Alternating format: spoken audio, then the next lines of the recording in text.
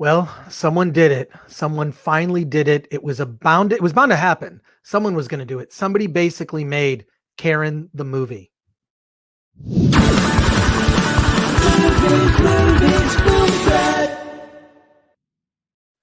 Welcome to the Film Threat Podcast. I am Chris Gore. I am pleased to talk to the filmmakers behind the movie Homewrecker, actress, producer, writer Precious Chong, and Zach Gayne, the director.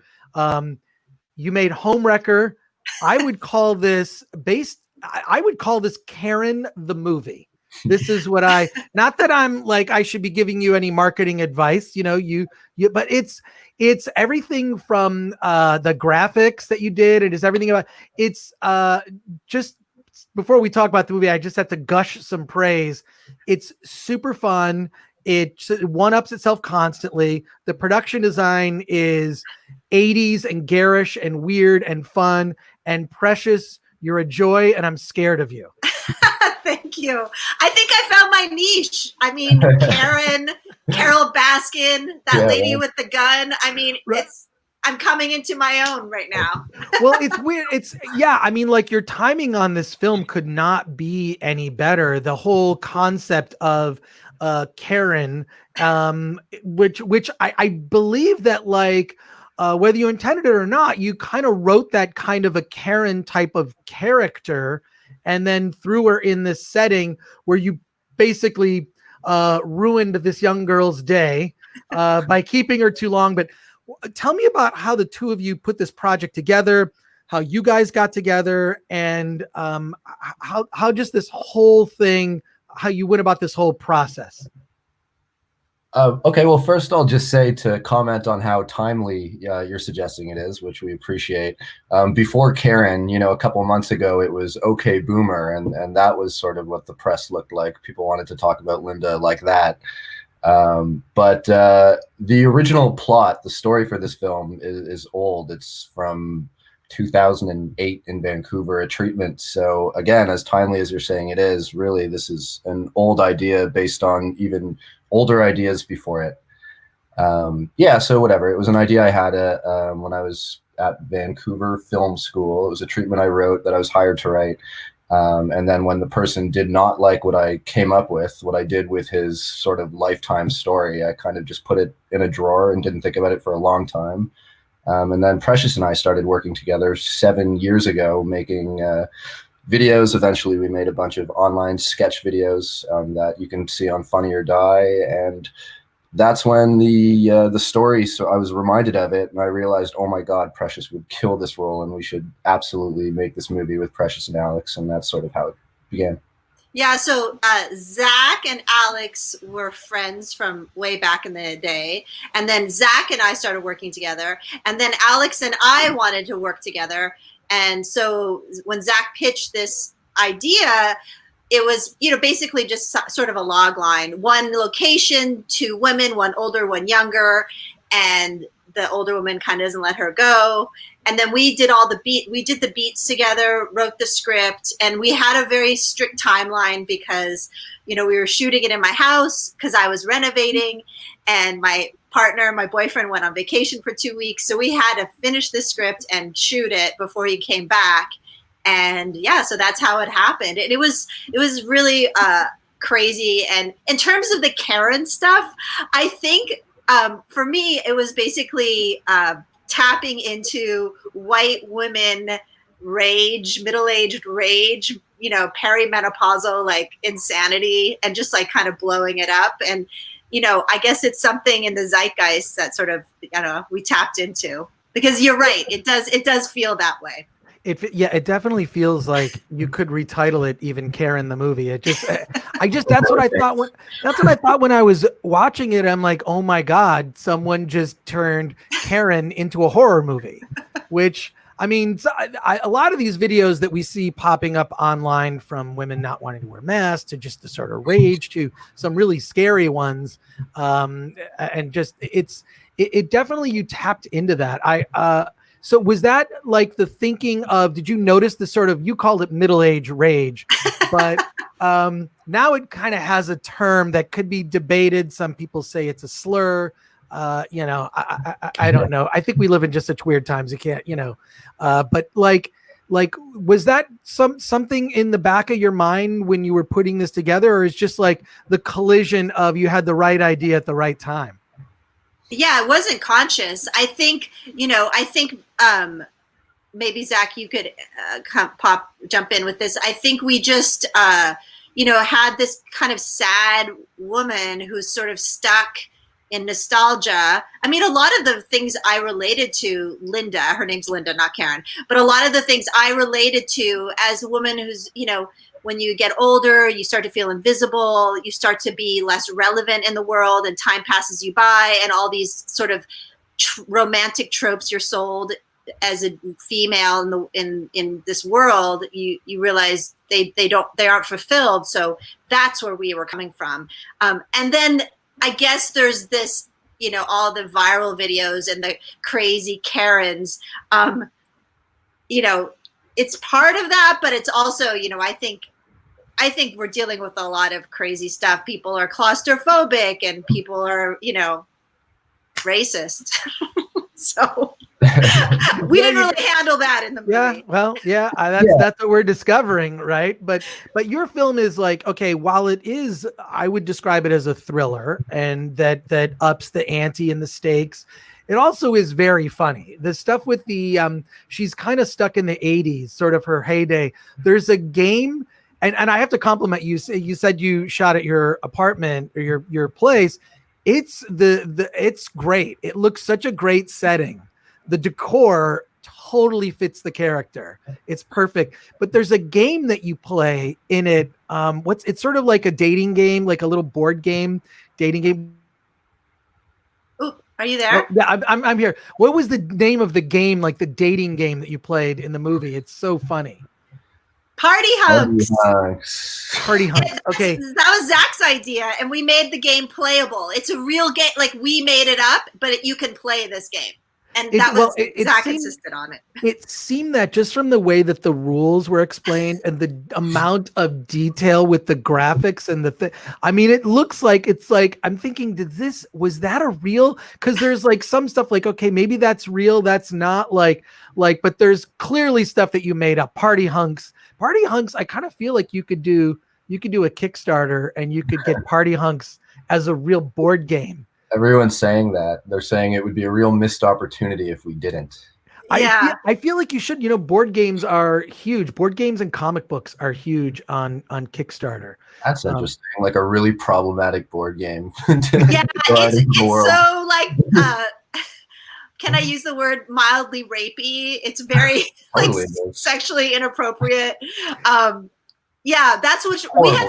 It was so much fun doing it because when we've seen it with an audience, you start playing the game and it takes a moment for people to like really hear the rules that they're so wrong. Yeah. And like the baby, if the dad drives you home, you get 50 kisses, and it's like, ew. No, I know. It's just, yeah, it's really hysterical. But also you look at like movies from the 80s had a lot of things in it that were really inappropriate. I was not a fan of John Hughes movies. Oh, really? I just was not. To me, it was always about like the rich white kids that I just couldn't like. I can't relate to them, you know, at all. And I just found them annoying. This idyllic world that I knew didn't exist. That wasn't my high school. I can tell you that for sure. But like in the process of doing this, you said you spent like 8 years working on developing the script, and the timing kind of was right. What went into the production? I really like films that are kind of like simple, like almost like a play. It's like one location, simple, and it's all the dramatic dynamics. What was it like putting that together and doing the production? Tell me all about that. Well, to clarify, I mean, Zach had the idea from 8 years ago, but it really from doing the story beats in February of 2018, we finished wrapping shooting in like July 2018. Well, actually, I've been wanting to say this since we started. Okay, what? Well, just that right before I joined this conversation, I popped on Facebook, and it was 2 years ago right now that I posted the photo, "That's a wrap." Oh, so wow. We wrapped like 2 years ago right now. Yeah. So it was a fast pre-production. It was we could do we were like pretty much self-financed. We had a little help, but you know, really it was like a homegrown that's why we could make the movie, was because we had one location, but basically a couple of other ones, and then yeah, it was pretty fast and dirty. What did you say, Zach? Absolutely. And not that the film was like inspired by Tarantino or anything, but you know, Reservoir Dogs really is that model of like what one can achieve in a single location. So I think whenever I'd been trying to make my first film, I was always thinking about what's that golden story that can exist under one roof, but can still be extremely interesting. So in many ways, this was our attempt at that. Well, it's so interesting. I love movies like that. I mean, like one of my all-time favorite horror films, the 1968 George Romero Night of the Living Dead, is one location. It's people in a, you know, I mean, well, it you know, goes into the basement, but it's effectively one location. We go into the basement. Yeah, well, that's true. Yes, and the attic and all, but like what I like those kinds of films because it really shows like what film is really about, that drama, that interplay, right? Like it's not always the spectacle that we see in so many big studio movies, right? So what has been the reaction of audiences? You mentioned people being kind of uncomfortable during the playing the board game scene. But I feel like that's what I mean, there are scenes in movies there's scenes in movies from 5 years ago that really just do not feel right, you know? But well, I mean, I said they're uncomfortable. They laugh uncomfortably, which I think we were kind of going for. I think tonally people aren't sure at first what this movie is. And then once they start, some people really think it's funny. Some people don't understand the humor, right? Wouldn't you say, Zach? Or even understand if it's funny or what the genre is. They're like, are they trying to be funny? Yeah. I'm sorry. Yeah. No. Yeah. But it's funny. I laughed through the whole thing. So I'm sorry. I laughed through the whole thing, even the uncomfortable moments. I feel like the character dynamic with yourself, Linda, and I forget the younger character's name. Michelle. Yeah. I thought that was great. I thought that played really well. And her just like not wanting to look like a jerk. She wants to be a little placating and nice, is just like, that's kind of how we get trapped in situations, I think, sometimes. Yeah. But, us in Canada. Well, when we showed it at Fantastic Fest, it's a great midnight movie. People are a little drunk, and then the audience, it was really fun. They had a really fun reaction to the Lisa Loeb scene, and so it was really cool to feel the audience jump into the movie. And do you mind if I answer like a question from 4 questions ago? Oh, sure. Please. Sorry. I tend to ramble. No, not at all. My apologies. It just came up again, and that's why, or I was reminded. Simply that, like, in talking about the whole Karen thing and like a villain out of Karen, and the timeliness of it.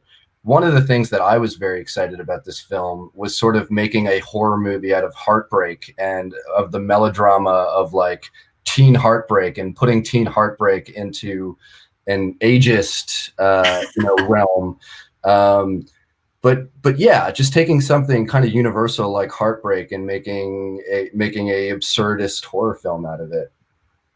Well, and Zach, first of all, I also have to say I appreciate you you're in Japan right now. I am. Hello. You got up early. I think you're still in your pajamas. I'm in a hotel thing that they give you at all the hotels. Oh, those are cool. I love it.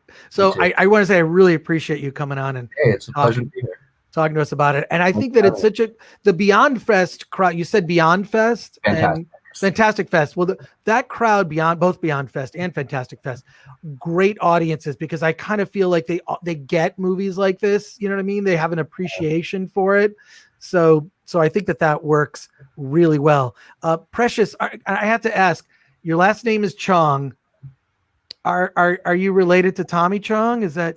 Yes, 100%. He's my dad.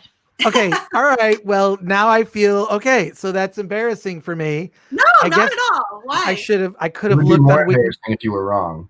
Well, yes. Well, yeah, but no, I love your dad. I love, thank you. Up in Smoke is a classic comedy that holds up to today. That movie was so far ahead of its time. I'm sure you hear people gush praise all the time about your dad. So I love it. I mean, the older I get, the more I appreciate what he's accomplished, and what him and Cheech have done.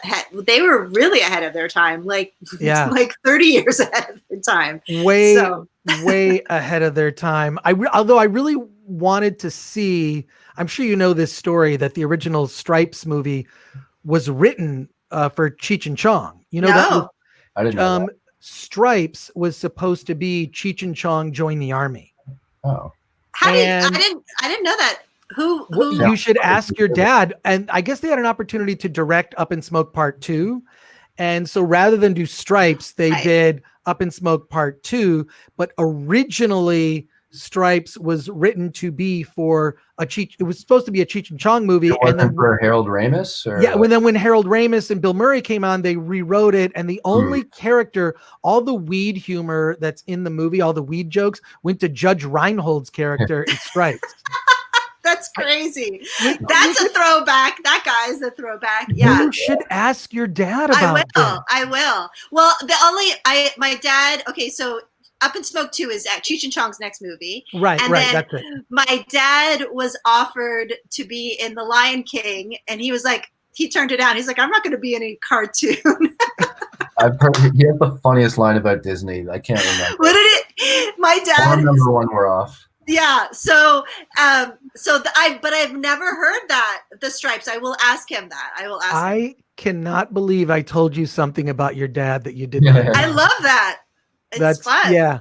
Because I think that, like, if you think about that, that would have been such a great movie. Two stoners like joining the army, this sort of fish out of water stuff. Pauly Shore kind of stole that premise, didn't he? In the army now. Oh, that's true. A forgettable film. But Zach, why bring Pauly Shore into this conversation? Yes, how dare you? How dare you, Zach? But to get back to Homewrecker, which I'm calling Karen the movie, I don't care. Because look, if it helps sell the movie, why not? Do it. Next week it'll be Barbara the movie. Yes, but I love this kind of small, fun indie movie. I feel like it's a golden age now for indie filmmakers because it's a level playing field with everything in Hollywood, right? All the stuff is coming out VOD. So now you can, look, and Homewrecker's out on VOD. Yeah. July 7th. Exactly. Yeah. So it's like, which is today. Today. Not necessarily today, the day we're recording it, but the day that this video today. It's today, July 7th. Oh. But what's the experience like? Okay, so there's one thing to make the movie, right? And now your job as a filmmaker, not quite done. Hey, now you got to sell the movie. What's that experience like when you talk to people, when you talk to fans? What's it like now that, like, it's like, oh, I finished this movie, I'm done. No, you're not. Now you got to sell it and push it and promote it. You got to wake up early in Japan in your pajamas provided by the hotel. In their pajamas. Yes, the hotel pajamas. You got to wake up early to do an interview. Tell me about the experience of promoting the film, Precious and Zach. Oh, it's been fun. Yeah. Did we just say that at the same time? Well, what I was going to say, what's funny is that all we knew how to do is make the movie, and we barely could do that, but we did it. So it's like, depending on who you talk to. Mission accomplished. Yeah. But and then suddenly it's like, now all of a sudden we're supposed to be producers and take it to the finish line, and we really were not qualified for that situation, but. And yet here we are, and it's been a blessing. And, honestly, when we made this movie, we had, our expectations were pretty like, let's just make a full-length feature and see what happens. And getting into some dream festivals that have really supported us, like Fantasia, all of the festivals that we've been in, Fantastic Fest, the New York Horror Film Festival. Very nice. Yeah. We just did Calgary Underground online, and then Chattanooga. They've all been so supportive. It's all felt like kind of icing on the cake, because you never know what's going to happen. And now that we sold it and it's getting released 2 years later, it's kind of a dream come true. So it's been really fun. And, it's been so fun to create something that you think, is this funny? Are we crazy? I like it, I but always maybe, knew it was funny. and then To have people enjoy it and get things that we kind of thought we were doing but weren't sure is it's so gratifying. It really is. And surreal. Well, and surreal. I hope, I don't know how you can do it, but I hope there's got to be a Homewrecker too. There's got to be. Right. That you need to do it. The public demands it. I demand it. Cool. There's got to be. Parents. You got to do it. You got to do it. Please do it. I want to thank you, Zach, Precious, for being on the Film Threat podcast. I also have to thank my sponsor, Storyblocks. If you go to storyblocks.com/filmthreat, there's tools for filmmakers. So when you make your next movie, you can definitely. My phone is just. I'm sorry. I gotta toss it on the ground here. I'm glad it wasn't me. But yes, what was going on? So, it's tools for filmmakers at storyblocks.com/filmthreat for your next movie. For Homewrecker 2, you definitely need to use the tools at Storyblocks. Well, I also want to thank Storyblocks and thank you for having us. Yes, thank you. It's been really fun. Zach, Precious, thank you so much. Congratulations on Homewrecker. I think that Karen, the movie, it's not a bad way to sell it. Not a bad way to sell it. Should I tell people how they can watch it? Yes. How can people watch it and where can they get more info and follow you on social media? I don't know the answer, so I had to pull up an email to read it. My God. You got to be prepared. See, this is part of that thing of selling the movie. You got to sell the movie. Our film will be available on July 7th today on iTunes, Amazon, Google Play, Vudu, Fandango Now, Xbox, YouTube Transactional, DirecTV, Dish Networks, and through local cable providers. Look at that. Yeah. And we have an Instagram, Homewrecker the movie. And, awesome. I'm on Twitter, Precious Chong, so I promote it. And then we have a Facebook page for Homewrecker, awesome. the movie. So, well, I want to bring you back because this was too fun. Totally. So our next movie. Well, no, I want to do a watch party with Homewrecker. Oh my God, I love that. We'll arrange this off this. Okay. But let's do a watch party. We do these things. If you're listening to this or watching this on YouTube, we do a weekly watch party on Fridays, 5 p.m. Pacific time. And we pick an indie movie that we love. We get together people who are involved in the film, editors of Film Threat. We all watch the movie together. So we tell people how they can watch it. We all press play at the same time. And then we watch the film. And then you do, Zach and Precious, you would do kind of a live commentary, like a DVD commentary track. Can we do that in the next couple weeks? I would love that. It would be my pleasure. Okay, now it's been recorded. You can't take no take backsies. You are doing the Film Threat watch party. We'll if you follow our social media feed, we're Film Threat on everything, Instagram, Twitter, whatever. You'll get details. But let's do a watch party because it's totally the right movie for a watch party because it's just super fun and over the top, and it'll be fun for you to talk about it with, and you can answer questions from our audience while we're doing it. That'd be fun. Yeah. Cool. Okay. All right, we're arranging it. Precious and Zach, congratulations on Homewrecker, and thanks for talking to us on the Film Threat podcast. I appreciate it. Thanks for having us. Thank you.